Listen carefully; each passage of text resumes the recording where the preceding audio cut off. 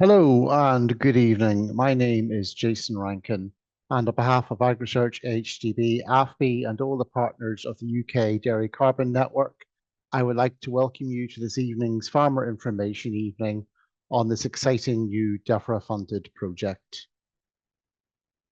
Just some basic housekeeping before we start. You're automatically muted. Use the Q&A function to ask questions, and you can ask them at any time. So please tap away whenever you've got a question. Just hit the Q&A and enter it in, and we'll answer them all at the end of the webinar. As always, if you have issues at all, usually we find that leaving and rejoining will fix them. And also to note that this webinar is being recorded and will be available on the HDB and AgResearch websites in the near future. Okay, so just a quick rundown of what will be featured tonight. So shortly we will be hearing from Stephen Morrison, who is the project lead at the Agri-Food and Bioscience Institute in Northern Ireland, and he'll be giving an introduction to the UK-DCN project, apologies. Then at 8:15, then we will move on, and Nick Parsons from HDB and my colleague Gillian Hoy from AgResearch will be looking at discussing the 4 farmer networks that are set up as part of this project right across the UK. Then we'll move on to our scientific colleagues at 8:30, and that conversation will be led by Annie Williams at the Ag Tech Centre, and will feature John Newbold from SRUC on the animal-based mitigations, and Paul Newell-Price from ADAS on the land-based mitigations. And finally, then my colleague Paul Flanagan from HDB will lead a Q&A discussion panel to discuss all the queries that you will have, and then I will do a quick wrap-up at the end. So that's it from me. So I will stop screen sharing and allow Steve and introduce Stephen Morrison to speak to you now.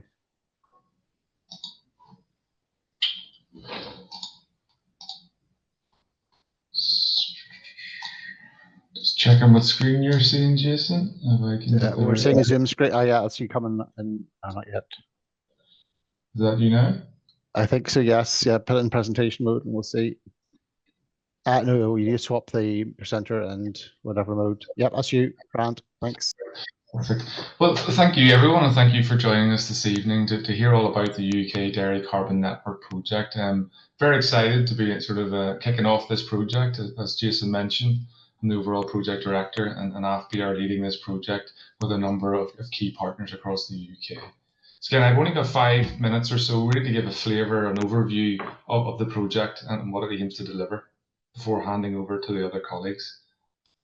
So brief overview of what I'm going to try and cover, a bit of background, the project objectives, the consortium, the team that have really helped shape this proposal and are going to deliver the proposal along with yourselves, the structure, the importance and how the farm networks, our progress update, and again, a summary of what we want to get out of this project at the end. So the UK Dairy Carbon Network, a very, very brief background. So again, we're all very aware of the challenges out there relating to the environmental footprint of our farming systems, but also the opportunities to keep pushing forward and constantly improve our farming systems, both from an environmental standpoint, but also on our economic standpoint and productivity. So again, this project really wants to really work together in partnership to demonstrate and measure through that UK-wide sort of commercial network of dairy farms the impact of proven greenhouse gas reduction measures and the impact of multiple greenhouse gas measures in sort of synchrony. So that's bringing 2, 3, 4 different approaches to reducing our carbon footprints together and measuring them collectively at farm system level. So again, what really is in scope here within this project? So it's a DEFRA funded project, and it's 3 years in total. And again, we want to be on the farms as much as possible during that 3-year period. But what we're really in scope is looking at the formulation of diets, the technologies, livestock breeding, looking at technologies, how we measure and quantify our emissions on farm, land and manure-based approaches. But in the later discussions later on today, the team will go through some of those options that are out there currently. In terms of the consortium, as I mentioned, it's AFBI led. So those not familiar, AFBI is a large research organisation based in Northern Ireland. And again, I'm privileged to be the director of the project, working with an unbelievable team across the UK. And again, from the logos you can see here, we've got a really strong representation from those leaders in the field of livestock research, with very strong sort of footprints in the dairy sector and land-based sectors as well. So again, you'll see Aberystwyth, HDB, AgResearch, the UK Agritech Centre, Queen University Belfast, Reading, SRUC, Newcastle University, and Harper Adams University. But when we were building this proposal together, we were very much in contact with a huge number of both representative bodies and direct organisations across the UK and further afield. So you can see we've got obviously strong support from the levy bodies across the UK, and things like the Dairy Council, ANI, Dairy UK, and Hawini, which for those in Northern Ireland is Animal Health Welfare ANI.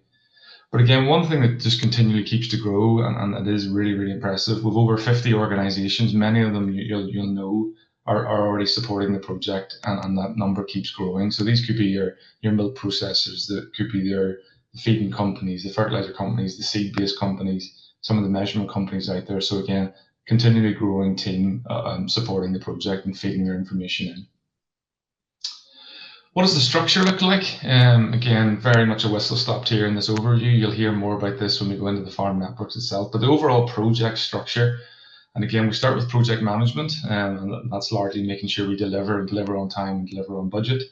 The knowledge exchange sort of on top of the project to make sure what we're doing is completely disseminated out and shared across the UK and further afield. And that could be online material, websites, could be farm walks, webinars, conferences, press releases, etc. So it's quite a strong communications plan, dissemination plan being built. And then also at the bottom of the project here, we've got the legacy, and a very short description of what that is, but that's really making sure that the information we collect on the project, we can get the most out of it, both for this project and for other projects, so that if we're collecting data on, say, for livestock breeding, we can work with the breeding organisations to ensure we can make the most out of that, so all that investment delivered. So today, in this webinar, we're really going to focus on the two sort of areas of the project with the red bold writing. So really looking at this topic of research, harmonisation and coordination. And then what that really means is those catalogues available to select what mitigation strategies, and what do we mean by mitigations, are those techniques, those approaches, those technologies that might help reduce my environmental footprint, particularly carbon, and how do we measure that? So again, that's really what's in that first box on the left there.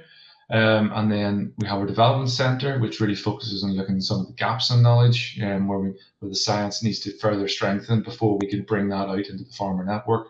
And then we also have our data and analytics work stream. And that's really looking at what data we capture, how we manage it, how we flow it, how we share it, and obviously then the modelling and the analytics around that to get the value out of it in terms of the information it can provide. But say the biggest by far part of the project is the farm networks, which we'll go through in detail later on this evening.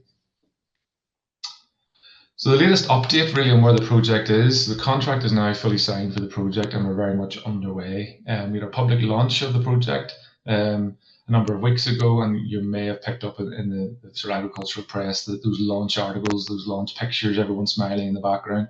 That's all happened in recent weeks with more and more material starting to come out going forward. Again, we have had our initiation meetings and our project plans and things like that all developed up with DEFRA and moving through, and we are very much underway in all work packages within the project. So it's a full steam ahead. And what do we want to get out of this project in the long run? That's probably one of the key questions here, really. And it's really about demonstrating how to implement technology. So this is the how we do things in the real commercial world that will effectively reduce our greenhouse gas emissions right through the supply chain. So how do we do it?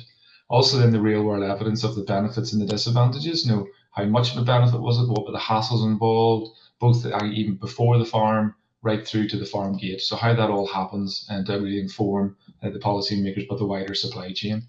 And then how do we quantify the impact of those emissions? So through the project, we'll be actually measuring things on farms and putting proper quantification on their impacts in the real world. And that could be brought through in both our carbon footprints, which again, we know that's a big challenge coming our direction through the process and in the retail sector, that everyone wants to understand their carbon footprint and be able to try and manage that, but also then potentially at the national inventory level. So what's being picked up at the national levels that we can then hopefully have those mitigations and those strategies captured and credited going forward in the future. Again, a big part, hopefully I've conveyed in the very few words I've mentioned there about this opportunity to peer-to-peer learn and support each other. And that's about working in partnership with industry, policy, science, and the wider society. So again, we are working for the collective good of trying to improve the sustainability of our dairy systems.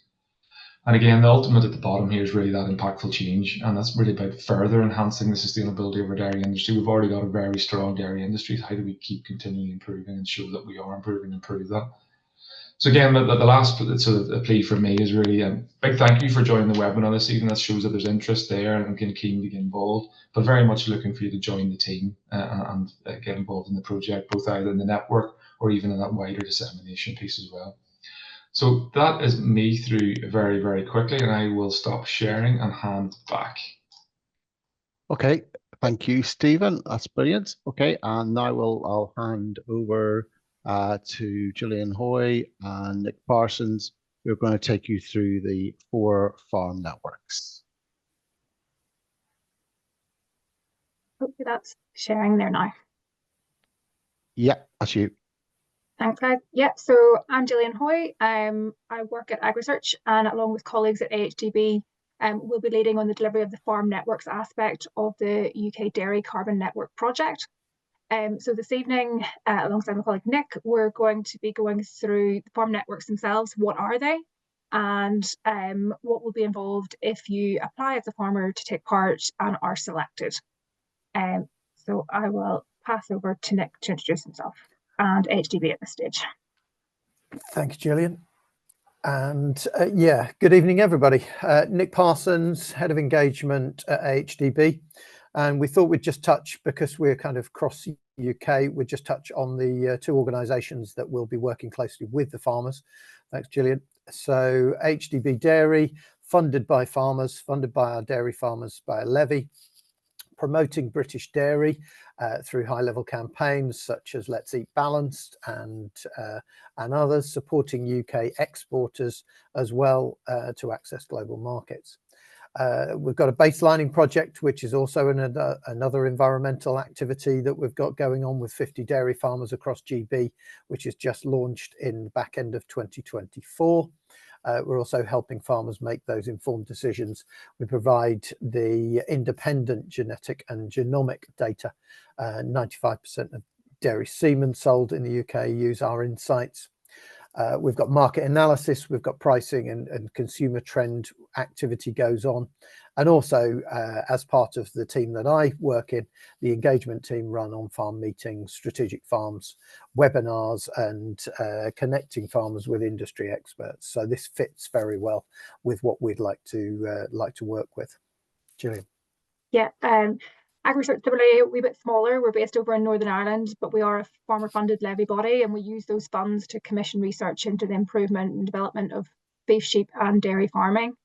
We've over 20 plus years of experience really of facilitating numerous on-farm research projects, such as the likes of this project and others. And that's really with the overall aim of driving on-farm profitability and sustainability through partnership working across science, research, and innovation.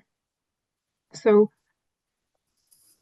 as Stephen mentioned before, whilst AHDB and AgResearch are sort of tasked with leading this work package and the delivery of the farm networks, we're not doing that in isolation. We're working with a wide range of sort of well-respected in the dairy industry, science, academia, and industry, and they'll be advising us and working with both ourselves and the farmers throughout the delivery of this aspect of the project. The farm networks themselves we've alluded to a lot this evening, but what exactly are they and where are they? So we're establishing 4 farm networks. They'll be composed of 56 dairy farms across the UK. 20 of those will be in Northern Ireland, and the remainder of the 3 in the GB will have 12 farms each. We've got an area in South Scotland and the north of England, an area in northwest England, and an area in South Wales, South and Southwest England. Those areas were really picked based on sort of the concentrations of where the dairy cows are in the UK, but also the locations of some of our academic partners who will be helping us in delivering some of the on-farm measuring and monitoring as well. And I'll pass back over to Nick. Thank you. Do you want to, there we are, perfect. So what are we asking? What's the commitment from the farmer groups that will be working with us? So that commitment, as Stephen said, is a 3-year programme of activity. We'll be looking to implement a range of greenhouse gas emissions mitigation strategies on farm.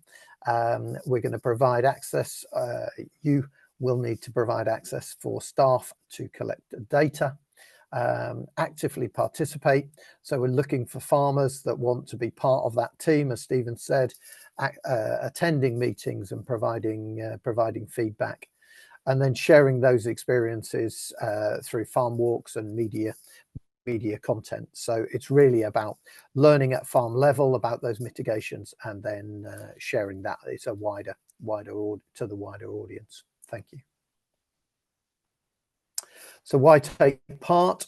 Well, it's being part of the process. It's a significant part of dairy activity at the moment around environment, sustainability, and it'll give you the ability to contribute to the robust industry relevant pathways to reduce greenhouse gas emissions on farm, gain that access to support and information from the experts in their field, as Gillian's referred to earlier. Those organisations across the UK are all there to be supporting you as one of the members of that farming team. To improve that on-farm profitability through reducing waste and driving efficiency, and implementing those strategies that benefit the overall farming business. So your business benefiting from having experts on the farm, and then looking to learn and share from like-minded farmers as well. So it's the idea is and to receive compensation for active participation, there is a fund, and we'll come to that later on, that will support you in using those mitigations. Thank you, Gillian. So application process, that QR code will take you through, if you've got your phones, if you want to click on that. We will show it at the end as well of the presentation, but if you want to hover over that, then that will take you through to the expression of interest form. It's a SurveyMonkey form. It's not long. It's got the basic details of your farm will be captured there, and that will give us the basic information to start the process. So if you want to click on that, and as I say, we've got that later on in the presentation as well. The closing date for applications is 31st of March. And we do encourage you early submission. If we do get enough farms, then we will potentially have the right to close that early. So we're just encouraging people to put those expression of interest forms in, and then we can work it out through from there. Thanks, Gillian. So the selection process itself. Information provided through that expression of interest form will be used to assess the suitability of the farm for the project.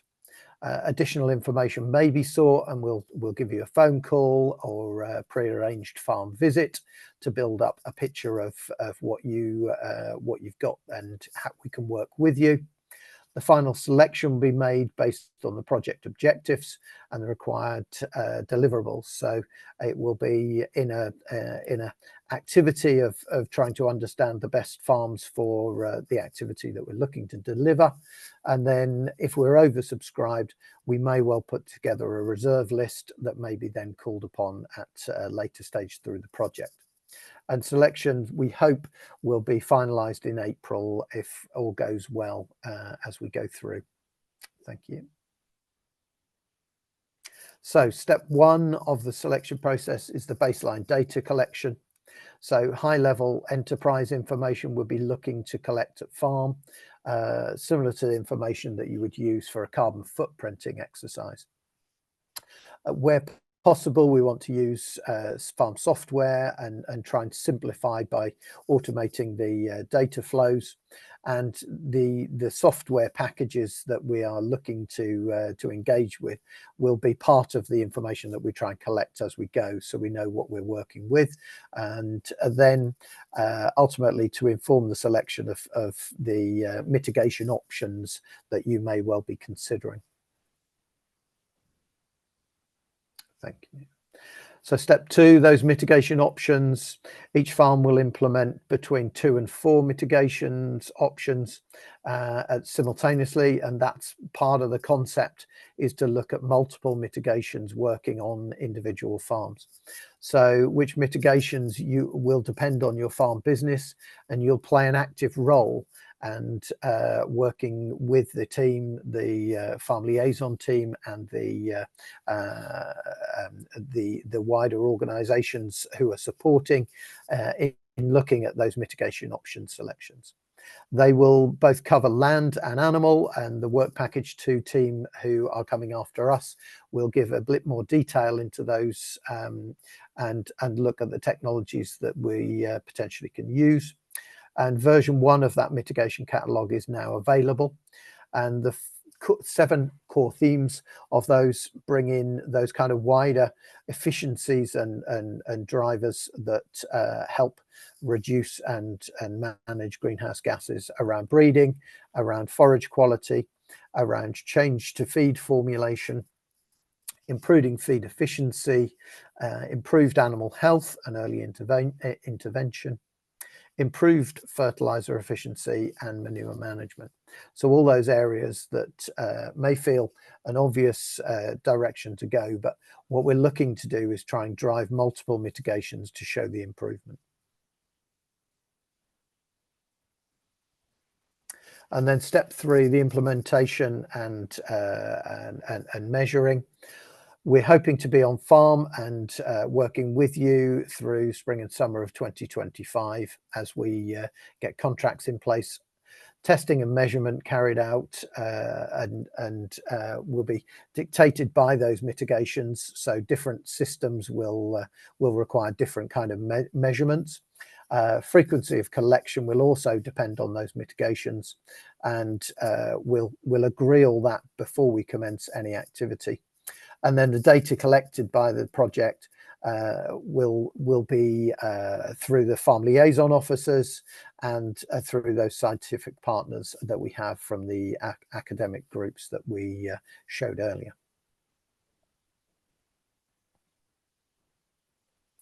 And then on-farm support. Project intended to be a collaborative and dynamic process, and what we're very keen to do is ensure that with your farm support and your stakeholders at farm level, your vets, your nutritionalists, your consultants, we want to be working with yourself and those as a team and working to build up that relationship across the 3-year project. We'll have those farm liaison officers, and they will be coordinating activity to ensure that both the needs of the farm and the project are met. And then additional support will also be available, a range of industry experts and scientific partners, as we've shown earlier on in the slides. And then the important part, the sharing of information, the sharing of experience and knowledge, which is part of what AgResearch and ourselves, AHDB, do on a day-to-day basis. So participating farms will be expected to share their experience through farm walks and open days and farmer meetings. That peer-to-peer learning that we recognise both as AHDB and AgResearch are key ways to influence. So getting farmers together and allowing them to see and feel and hear how things have worked. Learning and sharing on practical aspects of implementing multiple mitigations. So that's focused on those commercial farms rather than research institutes. And then using existing networks to share the learning. So our strategic dairy farms that we work with, along with the baselining project groups that were talked about earlier from an AHDB point of view, and then the wider grass check program that AgResearch lead along with their Beacon Farm programs. So as Nick said, if you're selected to be one of the farms within the project, you'll be issued a contract either by ourselves in Northern Ireland, or if you're working with AHDB over in GB, by AHDB. This contract really just sets out the obligations of you as a participant, but also ourselves as the coordinator of that participation. And the contract will cover as well sort of the commitments of each party, but also aspects such as data sharing. So I know that's a big concern of many, and we are quite a wide consortium, so your information will be shared with others in the consortium as and when necessary. And if it goes any further than that, all farms will be anonymised in any sort of publications and outcomes from the project. We are very committed to ensuring that data security within the project. And it'll also cover an aspect of the farmer payment. So we spoke previously about sort of farmer compensation. That really is to recognise sort of the time and effort that all the selected farmers will be putting into this project over the sort of 3 years that they'll be part.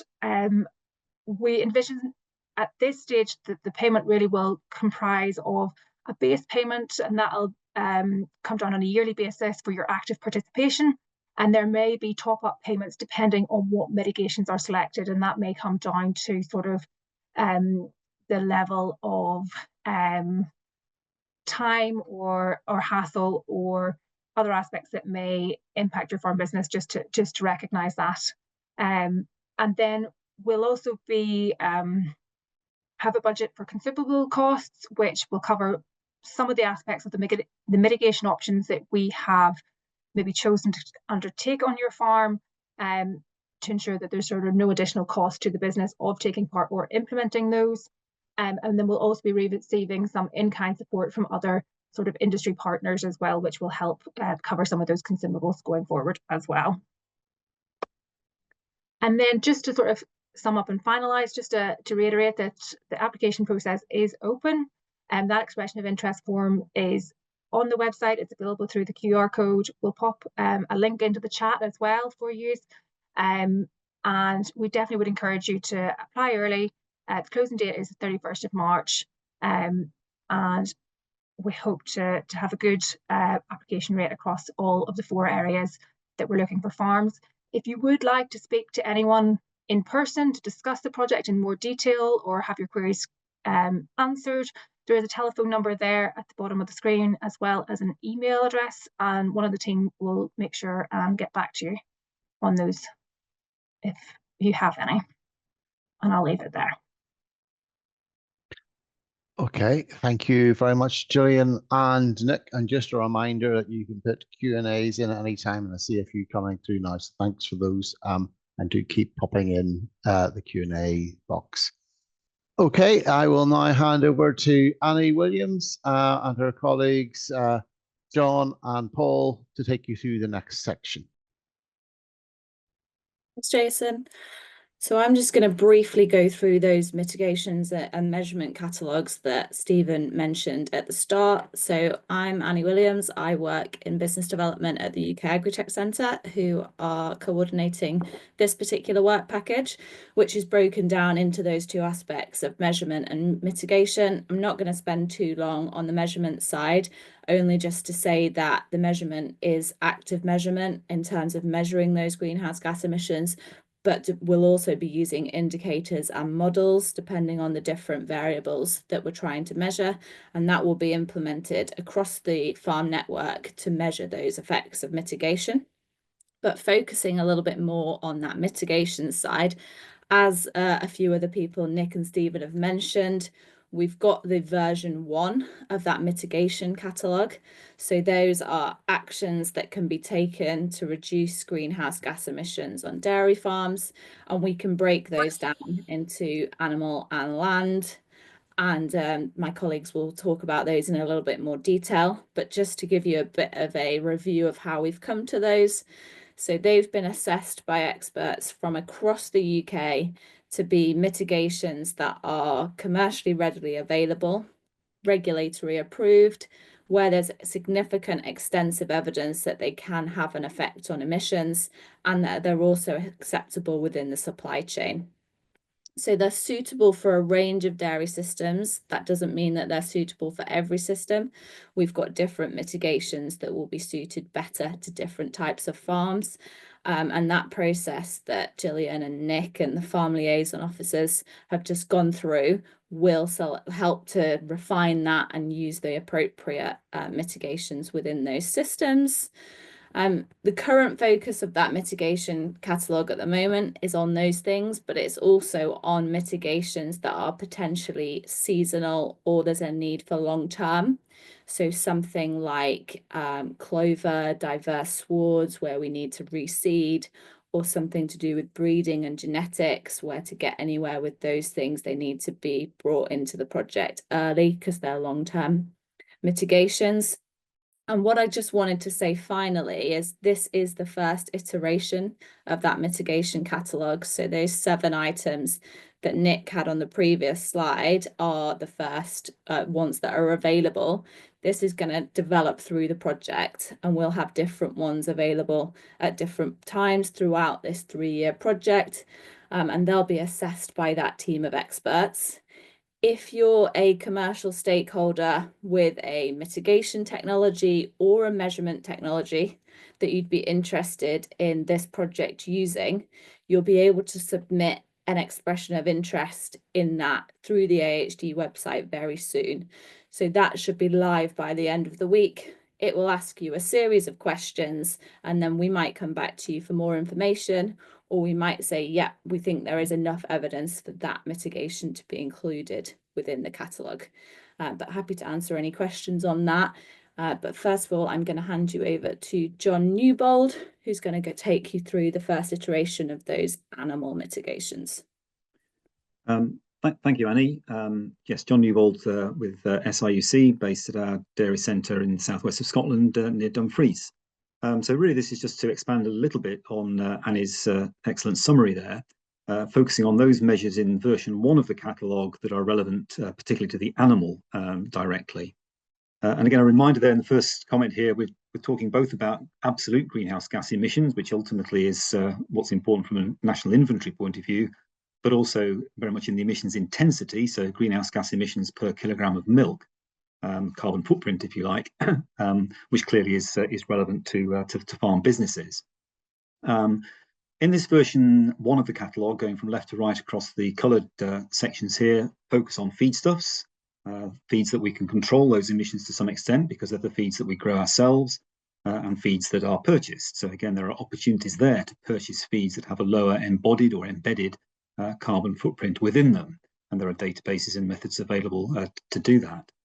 Once you've got those feedstuffs, of course, you've got to put it together in formulating the diet and then physically preparing and providing that diet to the animals. And so there are some opportunities here as well, looking at the grey box beneath that, thinking perhaps about feeding level to make sure we're not unnecessarily restricting feed intake and therefore production. And obviously aspects of the energy source in diets, the balance between fibres and starches, fats, etc., has well-known effects on methane emissions. Yes, there is the opportunity to use feed supplements, and I'll come back to that in a slightly later slide. And then there's a whole area around sort of feeding precision, the way we actually put diets together, the groups we feed them to, the selections of where we are on the response curves of the animals. All of these things impact on emissions intensity, as of course is very well known. And turning to the animals themselves, as mentioned, has already been made of breeding as a long-term approach, and clearly we can do that currently with things like the AHDB EnviroCow index, and obviously animal health influencing milk production, and perhaps also in some cases directly greenhouse gas emissions clearly has an impact. So very general headings there on this slide. And just to reinforce what's already been said, because all of this is kind of business as normal on all farms in trying to optimize these processes, this clearly has to be done, will be done in close collaboration with the farmers themselves, and also with the team of advisors, suppliers, and customers in the supply chain, milk processors, and so on, to make sure this is truly a collaborative team effort. Next slide, please, Annie, if I may. Annie's in charge of slides. This slide, I'm not going to go through this in detail, but just one point I want to make about this in terms of these interventions. So on the left of the slide, I've listed there those 5 general areas of intervention, but that's fine and dandy. Okay, we can say we want to improve forage quality in order to drive down emissions, but exactly what does that mean? And I think in putting these catalogues together and in the discussions we hope to have with the teams participating, we've really got to drill down to make those interventions highly specific. So suppose you want to pursue, for example, high sugar grasses. Well, exactly which grasses from which company, which supplier are you going to use for that? And the same applies to all of these different interventions. We can start by a fairly general statements, but we've got to make it very specific when it comes down to what's going to be recommended to be used on specific farms. And the next one, please, Annie. I said I would touch on methane suppressing feed supplements. Clearly can be quite a controversial area. And again, come back to recognise we're talking here about emissions intensity. So we could be talking about feed supplements which have a direct effect suppressing methane, but we could also be talking about feed supplements which are enhancing productivity. So you're effectively diluting the greenhouse gas emissions, methane specifically, through improved productivity. So we're looking at this area quite closely and delving into the detail of individual products. I anticipate that feed supplements will be included in the second version of the catalogue, which is due for completion and release in August of this year, i.e. just ahead of the winter feeding season, where it's most probably easier to use many of these particular products. And again, to re-emphasise what's already been said, to be included in this catalogue, these products must meet all of our criteria. Clearly, they must be regulatory compliant and authorised according to whatever is the relevant regulatory pathway. They must be effective. We want to use mature technologies that are known and have good evidence base behind their effects on emissions.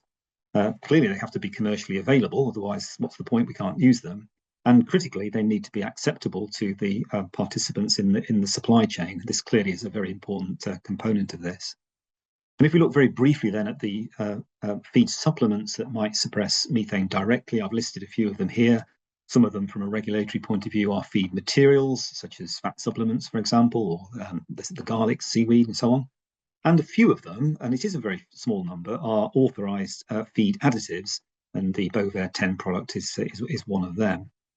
But again, to the bottom line on here, none of these will be used without close collaboration with farmers, advisors, suppliers, and customers meeting those criteria. And I think now I pass on to Paul to talk a little bit about some of the land-based mitigation measures. Thank you, John. Good evening, everybody. Yeah, I'm Paul Price, soil scientist at ADAS, based in the northeast of England. So yeah, on this first slide, I'll just quickly go through a few of the mitigation methods, options that address spreading of fertilizer, representing on average about 25% of the emissions from a dairy farm typically. So here we're looking at better efficiency of particularly nitrogen fertilizer use efficiency. So this is going beyond good nutrient management planning, integrating nutrient supply from fertilizer and manures, things like liming. So going beyond that sort of basic good practice to look at reducing emissions and improving nitrogen use efficiency further. So we're looking at different types of fertilizer. So for example, use of urease inhibitors, abated urea, which can dramatically reduce ammonia emissions and reduce indirect nitrous oxide emissions. And increase nitrogen use efficiency overall. And then we're looking at other methods such as precision spreading of slurries. So we've got things like shallow injection using trailing shoe and trailing hose machines to spread slurry at the right time. We can look at applications of global positioning system technology. So alongside soil mapping, that's about getting the nutrients in the right place and at the right time, so not spreading it where it's not needed and applying it where sort of additional nutrient NPK sulfur is needed. And we can also look into sort of variable rate spreaders to do that job. And then finally on this slide, we're looking at things like adding clover to the sward and multi-species swards that have legumes in them. So we're looking at to fix nitrogen from the atmosphere, so reducing the need to apply nitrogen out the bag, and so reducing that need, reducing nitrous oxide emissions, as well as ammonia emissions. Next slide. So that's the fertilizer efficiency methods.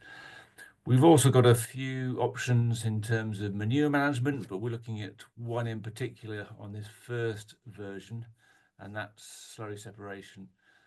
So it's looking at using this technology to separate slurry into solids and liquids.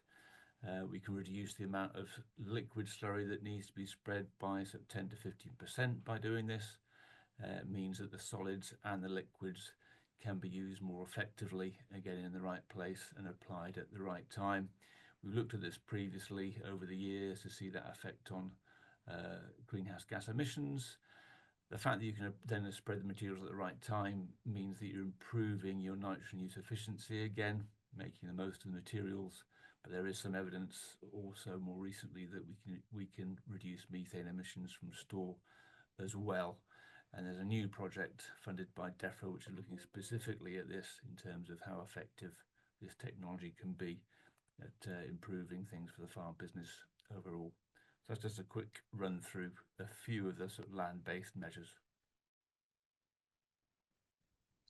Okay, thank you, Paul, John, and Annie for that introduction. So I'm going to hand over to Paul Flanagan now, who's going to chair the Q&A session. So do please keep putting your questions into the Q&A, and I'll hand over to Paul. Thanks very much, Jason. I'm Paul Flanagan. I work for HDB. I'm the Dairy Sector Director for HDB. So I'm delighted we've got some questions, and you're not waiting for me to make up some questions. So thank you for sharing them. And Jason, if you could just keep an eye on the questions, just feed them through to me, and we'll run through them as we go through. Before I start, as my daughter always tells me, that I ask a lot of stupid questions. So there is no stupid questions on this. If you've got any questions, you're not sure of what we've done as we run through it. I appreciate we've shared lots of information with you about the background, the project structure, the farm network, and why you should be part of that, and the mitigations and the measures. So we've thrown lots of information at you. If you don't quite understand some stuff, then please put some just the questions in the chat. So the first question we've got is, will the slides be shared after the event? Short answer to that is yes, we can absolutely do that. As Jason said earlier on, we're recording this, so we'll make that available on the Ag Research website and the AHDB website. So we'll make that available, and absolutely we can make the slides available as well. The second question I've got is, to what extent can additional emission mitigation technology be included in the programme? And I think I might come to John Newbold on this, if you want to just come online, John. Well, absolutely. Yes, additional emissions mitigations technologies we expect will come through during the course of the project, and we'll be looking to bring those into the considerations for the catalogues. And again, go back to the comment about there being some criteria. So again, we'd be asking the questions, how effective is that technology? What's the evidence base? Is it available? Is it acceptable? Et cetera, et cetera. But we absolutely want to be very open and are looking at the mechanisms to make ourselves very open. I think Stephen mentioned at the beginning that we have over 50 expressions of interest and letters of support from participating companies with interesting technologies and ideas. They will be being approached individually and are being approached individually for continued discussions, as well as being very open and advertising for new technologies from new companies that we don't know about, wherever they might be around the world, to come into consideration. So yes, absolutely, yes is the answer. Excellent, John. Thank you very much. The next question is, are all the projects planned to last for 3 years, or will some be closer to 1 or 2 years? So let me go rogue on this, and if anybody else wants to come in and correct me, then I haven't answered it properly. I guess by the time we start the process, it's not going to be 3 years. So 3 years for the whole project there. But there will be some things by the time we get going, it's probably going to be a maximum 2 years by the time we get on farm. Anything, John, you want to add to that? I think you summed it up, Paul. So yeah, we've got a 3-year project. There is a possibility of an extension from DEFRA. I'm assuming that if the project runs really well and delivers well, they may well extend. But yeah, we've got the options as linking back to John, if particular mitigations come on stream, then it might be an opportunity to have additional mitigations added, and you do 1 year of that, 1 or 2 years of this one. But because it has to be dynamic, it has to be able to evolve and change, and we do know farm circumstances continually change. So I think there will be options to jump in and out for 1 year, 2 years, and if the extension does come through, it could be a little bit longer. But I would sort of go with 1 to 2 years as being the sort of norm. Brilliant. Thank you very much. Thank you very much, David. So great. There's lots more questions coming through. So let me just pick them up in order. There's a question about, is it obligatory to have farm data software to be able to participate in the project? Nick, do you want to just have a crack at answering that? Yeah, thanks, Paul. So I think the situation will be that this will be very dependent on the mitigations that you choose. So a number of the activities will involve data collection, but it will be dependent upon which mitigations you're using as to whether we're going to need data, farm data, or whether it's a case of collecting other examples or samples and so forth, if you go for land-based samples and so forth. So it's, I suppose the short answer is no, it isn't obligatory that you have to have farm data software, but that will depend very much on the mitigations that you use. Perfect. Thank you very much, Nick. Next question is about slurry additive gas abate. So there's been a bit of publicity in Ireland about the slurry additive gas abate. Will this be considered in future catalogues of mitigations? So I might come to you on that, John, but if there's somebody else in the Annie or Paul that want to pick that up, then please do, but I'll come to you first, John. I think Paul might wish to comment, but the point I'd make about that, I think, in relation to the structure of the project. So if technologies come to the attention and are put forward, again, looking at the efficacy, and this may well have all of the data that we think it needs, and great, let's crack on and offer it. Not necessarily this technology, but in general, for technologies that come through, we may want to steer them to the third work package 3, which is the development work package, to say, okay, this looks interesting, but maybe it needs a bit more data. And there is one of the streams within that work package on development that would be able to do some further fairly late stage research and development work on those technologies where we felt we needed additional answers. So there's the option there potentially for steering some of these proposed technologies into that development stream. I don't know whether Paul wants to comment more specifically around slurry additives in this case. Yeah, I think you said it, John. Yes, we've as part of that work package 3, we do have some on-farm work, 2 sites over 2 years to look at a selection of slurry additives and their effect. Initially, it'd be looking at the effect on the fertilizer replacement value, but yeah, we'll be gathering other data from other work to sort of see whether that would then come on board as one of the mitigation options on the list. Thank you, Paul. Thank you, John. So we're getting loads of questions coming through, which is fantastic. What I'm going to do here, rather than go one by one, I'm just going to group a couple of questions here. So Nick, get ready to answer this next two that's coming at you. So the first one, Nick, is there a minimum size farm that can participate? And the second question is around about geographical areas. So the questioner is saying, we're just outside the south of Scotland border, but we're keen to be involved. Can we still participate? So could you pick up those two, please, Nick? Thank you, Paul. Yes. So specifically, there is no minimum size of farm, but I think we will take all farms to consider within the expression of interest, and then recognise the benefits of each of those farms for the project themselves. And I think, yes, absolutely, same answer with the strict border. No is the answer. There is no strict border, and we will look to ensure that we try and keep a cluster of farms together for their own benefit of being able to share information, and the way that we work with the teams, the academic areas that we're using, academic societies that we're using, that will come out. So they will need to have a reasonable reach, but I think I would stick in, if you are just outside the border, I would put in your expression of interest, and we hope that we will be able to at least review it, as we will with all of them. Brilliant. Thank you. So the next one, Jason, I'm going to bring you in for this one. I don't want to make anybody feel left out, so I want to bring in Jason to answer a question here. And Jason, the question is, does the farmer give up control of his farm during the 3 years? What if he or she doesn't agree to what is being suggested? I think it's a good question, and no, absolutely does not give up. He or she does not give up control of their farm. This is very much a two-way process of ourselves with the scientists, talking to the farmer, looking at what options he would like to take up. We'll not be forcing anything on any farmer.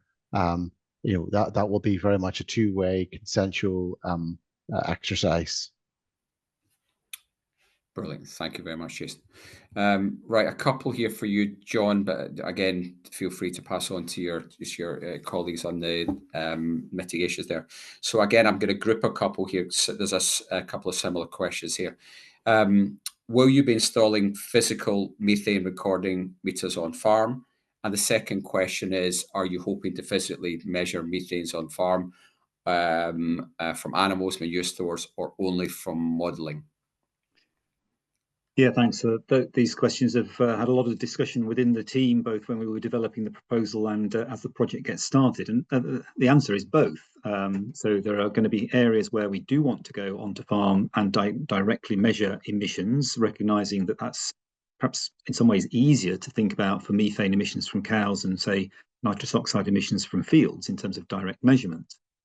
So several of the project participants have equipment that we can take to farm and work with directly, notably the green feed devices for measuring methane, which are available from several of the academic partners, and they can be taken and positioned on farms inside appropriate pens for housed animals, or in some cases for the version that's on a trailer can be positioned in fields. So we would anticipate making some use of those green feed measurements. There's a lot of interest in what's generally goes under the name of sniffers. So these are devices to make spot measurements of methane concentrations in the exhaled breath of cows as they are being milked. Quite a lot of work done with automatic milking systems where obviously lots of animals go to the same place. That gives you a different type of information in terms of the methane concentration, and you then need to make some models based on that. And there are quite a lot of emerging technologies. Came across one in an email today that was something I wasn't familiar with. So again, as with the mitigation measures, so with the measurement technologies, we are open to all of the devices, companies, suppliers that are out there with these things. There's also an awful lot of activity around modelling, whether we're talking about methane emissions from individual animals, predicted from dietary parameters.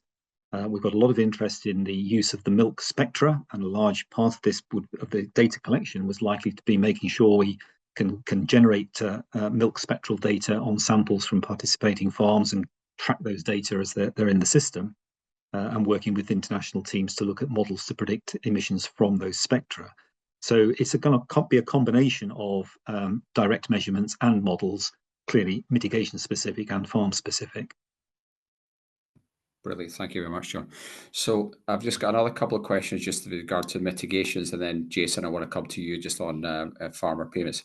So the first one, and I think I'll maybe come to Paul on this. Will you be able to pick up seasonal variation, say in sward quality in herbal lays or multi-species swards?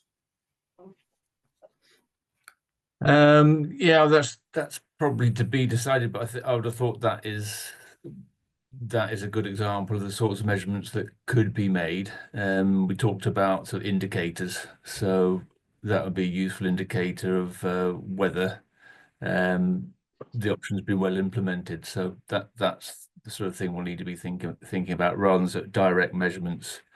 Yeah, has the clover established well? Has the multi-species sward established well?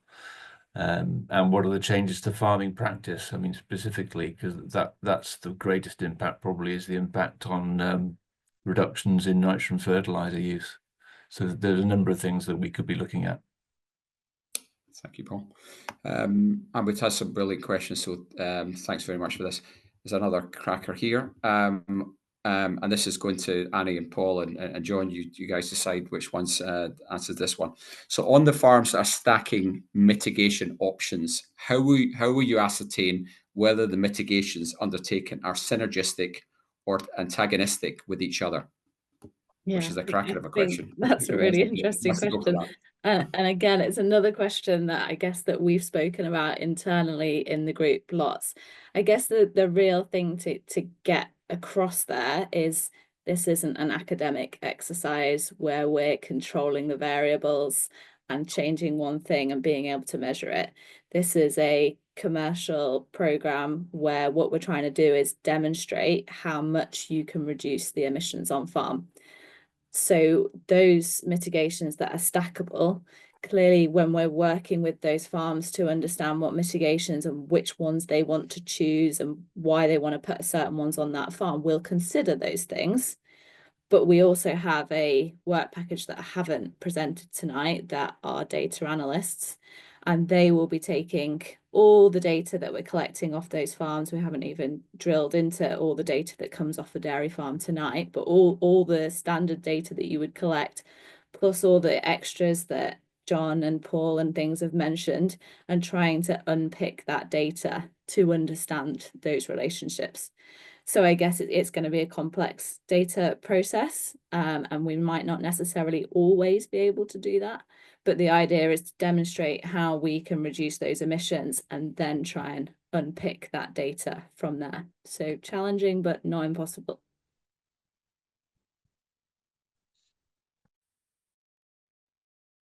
You're on mute. Oh, you're on mute. There's always one. I was doing so well. Jason, just on the, going to come to you on this one, just on farmer payments. Can you give an indication of how much the annual farmer payments might be, or just just generally the process that for farmer payments? Absolutely. So we have the average figure, which I'm going to say for farmer payments, our budget is up to £2,000 per farm for each of the 3 years they're involved in the project. Now, what farmers will get will depend on how many mitigations they do, and we'll also be assessing that based on what's the level of inconvenience with that mitigation. It might be one that's very easy done, might be one that's hard done. So obviously a higher payment if it's a more complicated one to involve in your farm, and also the level of benefit. So it's something that's going to really benefit you on your farm and give you extra milk, save you nitrogen or whatever, then that would be low. If it's something that really has no benefit to you, it'll be a higher payment. And obviously the other aspect then will be assessing any hassle involved in measuring. So let's say, for example, you need to separate a group of animals to have a green feed on your farm, something like that. That's a higher level of hassle. There'll be a payment associated with that. So it's not a flat rate, and it will vary. The other thing to note is obviously there will be other benefits to you in addition to the actual cash payment. There will also obviously be things like, for example, as in Paul's example, clover seed or possibly feed additives or other bits of technology which we may come and put on your farm. So there'll be other benefits actually which would be equal, if not actually probably a much greater value than that £2,000 per year. So there's actually other benefits that will be actually even greater than the cash payment there. Okay, brilliant. Now, as far as I can see, I think we've answered every question that's come up so far. There's one more there just come in. All right, just have a look at that. Okay.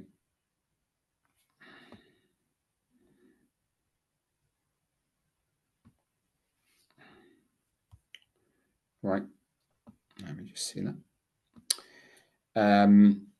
Right, thank you, Jason.